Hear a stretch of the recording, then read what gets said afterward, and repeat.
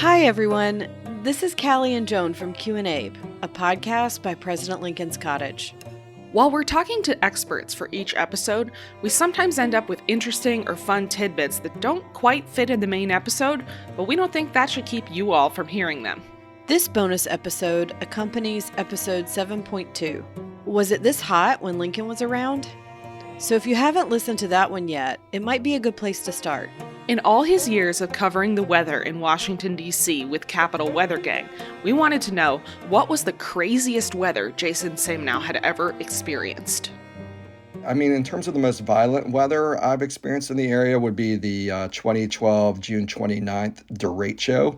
You know, that came on so suddenly and was so intense that I don't think the DC area has seen such a widespread violent thunderstorm in my lifetime.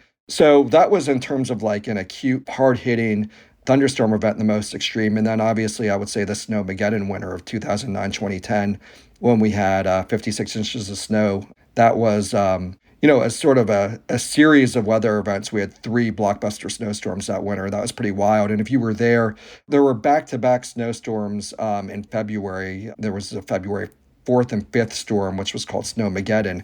And then there was another storm about 5 days later, which was another 10 inches on top of that.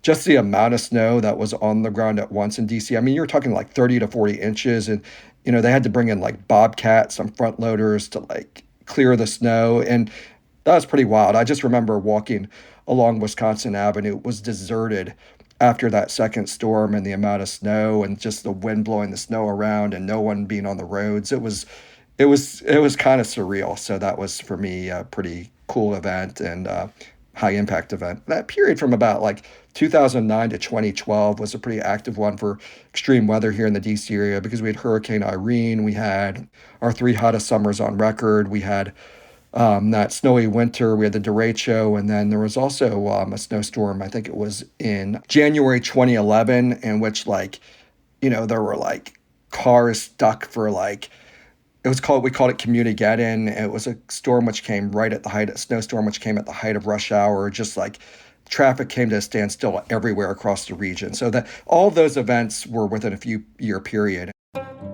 And Jason Hauser told us about some creative historical remedies for coping with the heat. It's not an easy story to hear, but we have a Works Progress Administration interviewer spoke with a formerly enslaved person, and he recalled a doctor from his community, and I believe this was Georgia, who actually wanted to combat heat stroke, wanted to figure out how to fight it.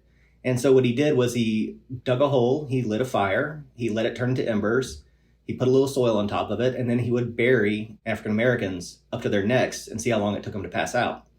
He would then give them different tonics to see if that would mitigate the effects of the high temperatures. As ever, we have to take these sources carefully and, really put them through a rigorous historical lens. But it speaks, if nothing else, to the idea that they were experimenting with ways to work more productively in hot climates despite the idea of heat stroke.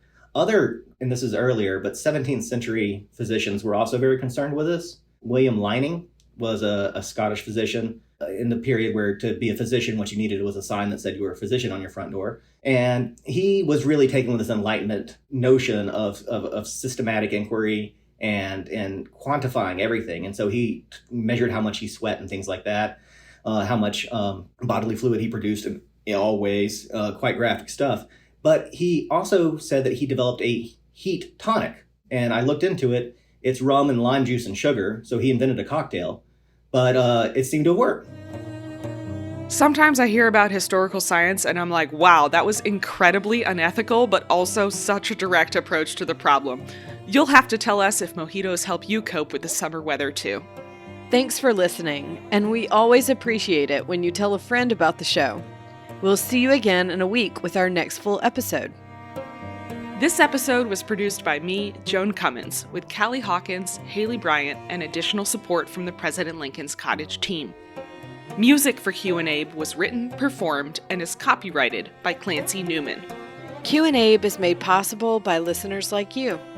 You can support the show by joining Team Lincoln at www.lincolncottage.org, where you can also check out our other online and in-person programming.